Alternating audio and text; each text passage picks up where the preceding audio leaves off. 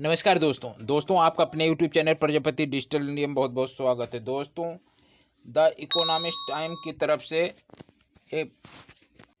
EPS 95 higher pension को लेकर के केरला हाई कोर्ट से ये एक फैसला आया, उसके बारे में हम आपको बताने जा रहे हैं। दोस्तों, उच्च EPS पेंशन क्या है? EPF सदस्यों के लिए असंभव शर्तें लगाकर उच्च पेंशन के लिए आवेदन करने के सर्वोच्च न्यायालय के आदेशों को दरकिनार कर दिया है, अलग कर दिया है। दोस्तों, EPS 95 पेंशन के तहत उच्च पेंशन सुनिश्चित करने के लिए सितंबर 2014 को या उसके बाद सेवा में रहे कर्मचारियों के सामने आने वाली चुनौती का कोई अंत नहीं है। हालांकि EPFO ने कर्मचारियों के लिए संयुक्त आवेदन के लिए ऑनलाइन आवेदन लिंक प्रोवाइड करा दिया है। हालांकि अपने नियोक्ता के साथ उन्होंने ऐसी शर्त रखी है कि बड़ी संख्या में कर्मचारी उच्च पेंशन के लिए आवेदन करने में सक्षम नहीं हो सकते। दोस्तों, वो शर्त क्या है, हम आइए बताते हैं। दोस्तों, ये देख सकते हैं 11 अप्रैल 2023 की अपडेट है। दोस्तों, कर्मचारी भविष्य निधि यानी EPFO के सदस्यों को जो 1 सितंबर 2014 से पहले EPS में योगदान कर रहे थे और 1 सितंबर 2014 को या उसके बाद सेवा में थे, उन्होंने सर्वोच्च न्यायालय में उच्च पेंशन के लिए एक कठिन लड़ाई लड़ी है। लेकिन यह अब ऐसा प्रतीत होता है कि उनके लिए प्रतिफल प्राप्त करना लगभग असंभव हो सकता है। दोस्तों, अधिकांश EPF सदस्यों के लिए कर्मचारी पेंशन योजना EPS से उच्च पेंशन के लिए आवेदन करना एक कठिन कार्य है, जो उनके वास्तविक मूल वेतन के अनुसार उच्च EPS योगदान का विकल्प है। हालांकि सुप्रीम कोर्ट के 4 नवंबर 2022 के आदेश ने इसकी अनुमति दी थी। दोस्तों, यह नौकरशाही बाधाओं का एक जटिल जाल पात्र कर्मचारियों और नियोक्ताओं को एक संयुक्त आवेदन दाखिल करके उच्च पेंशन विकल्प का प्रयोग करने से रोकता है। आइए समझते हैं कि कर्मचारी और नियोक्ता उच्च EPS पेंशन के लिए आवेदन क्यों नहीं कर सकते। दोस्तों, कर्मचारी भविष्य निधि संगठन यानी EPFO ने संयुक्त आवेदन पत्र भरने के लिए कर्मचारी और नियोक्ता के लिए एक ऑनलाइन लिंक सक्रिय किया था। इस आवेदन की अंतिम तिथि 3 मई 2023 है। हालांकि EPFO ने ऑनलाइन प्रक्रिया को सुचारू और उपयोगकर्ता के अनुकूल बनाने की पूरी कोशिश की है, लेकिन समस्या उन शर्तों में है जो उसने ऑनलाइन आवेदन पत्र में निर्धारित की है। तो दोस्तों, आइए हम आपको बताते हैं क्या है ऑनलाइन पत्र में जो शर्त दी गई है, क्या है। आइए देखते हैं। 5,000 रुपये या 6,500 रुपये की वेतन सीमा से अधिक योगदान के लिए प्रमाण प्रदान करें। दोस्तों, एक प्रमाण मांग रहे हैं जो कि देना अनिवार्य है। दोस्तों, जब आप संयुक्त आवेदन भरने के लिए ऑनलाइन जाते हैं तो यह आपके पिछले योगदान का विवरण मांगता है। नियमों में यह अनिवार्य है कि एक कर्मचारी और नियोक्ता को संयुक्त रूप से PF आयुक्त से अनुरोध करना होगा कि वह EPF खाते में प्रचलित वेतन सीमा से अधिक के उच्च योगदान को अधिकृत करे। हालांकि शायद ही किसी ने इस प्रक्रिया का पालन किया हो, क्योंकि इस अनुमति की आवश्यकता है कि बिना उच्च योगदान दिया गया था।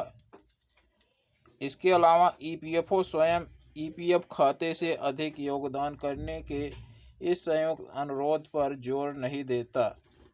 लेकिन उच्च पेंशन के लिए संयुक्त आवेदन पत्र में आपसे पूछा जाता है कि आपने अधिक राशि का योगदान किया है या नहीं। तो दोस्तों, देख सकते हैं यहाँ पे 5,000 रुपये या 6,500 रुपये से ऊपर अगर पेमेंट पाते थे उसमें आप पीएफ में योगदान किए हैं तो उसका परमिशन ईपीएफओ से लेना ज़रूरी था। तो दोस्तों, लेकिन दोस्तों किसी ने वह ईपीएफओ से परमिशन नहीं लिया है। दोस्तों वही परमिशन आपको यहाँ पे अपलोड करने के लिए मांगा जा रहा है। तो आइए हम आपको दिखाते हैं।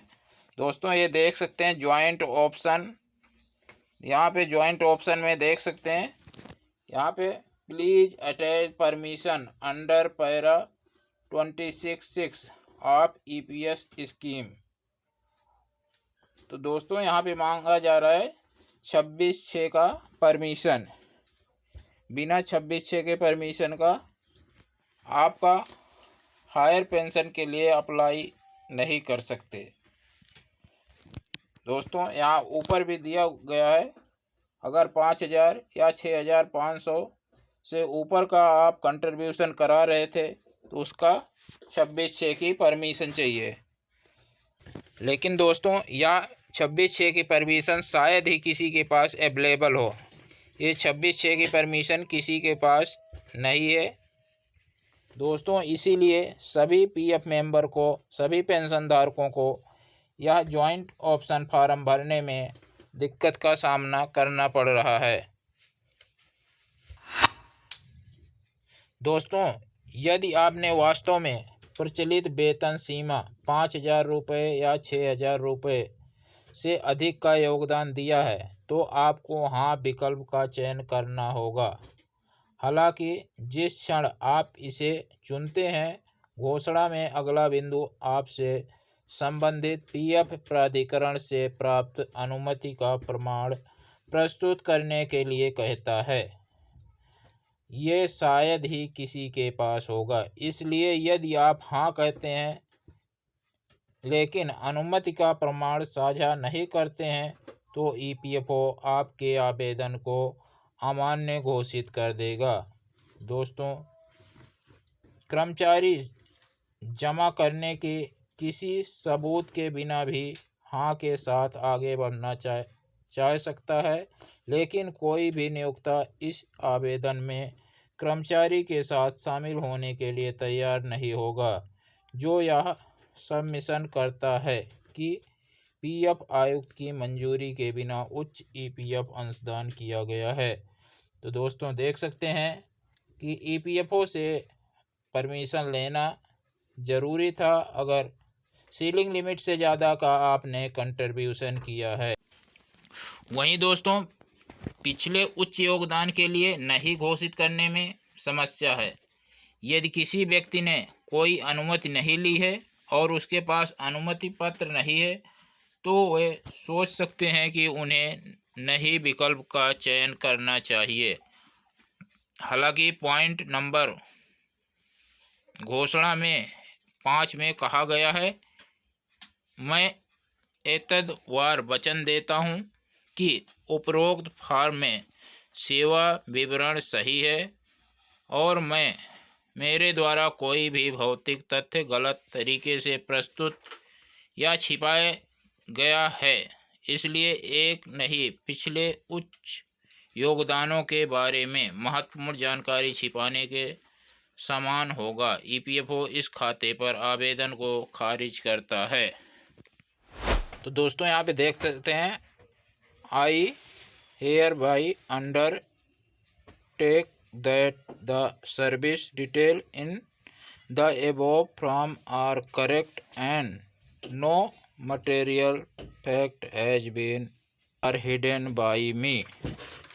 यहाँ पे बताया गया है दोस्तों, मैं वचन देता हूँ कि उपरोक्त फॉर्म में सेवा विवरण सही है और मेरे द्वारा कोई भी महत्वपूर्ण तथ्य गलत तरीके से प्रस्तुत या छिपाया नहीं गया है। ये 5 नंबर में ये बताया गया है।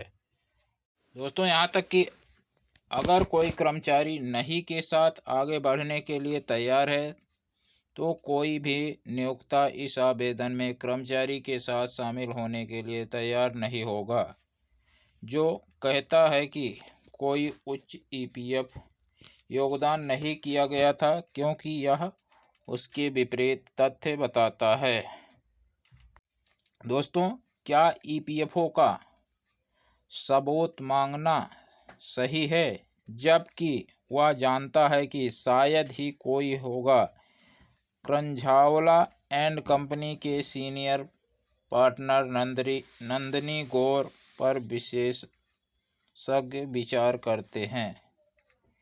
यह ध्यान रखना उचित है कि जब ईपीएफ योजना 1992 में अस्तित्व में आई थी तो योजना के पैरा 26(6) में कहा गया था कि जिन कर्मचारियों का वेतन 5,000 रुपये से अधिक है वे नियोक्ता और नियोक्ता की संयुक्त घोषणा द्वारा योजना के सदस्य बनने के पात्र थे। कर्मचारी और भविष्य निधि के सहायक आयुक्त द्वारा अनुमोदन के अधीन। हालांकि जब ईपीएस योजना 1995 में शुरू की गई थी तो 5,000 रुपये से अधिक आहरण करने वाले कर्मचारियों को बाहर नहीं किया गया था।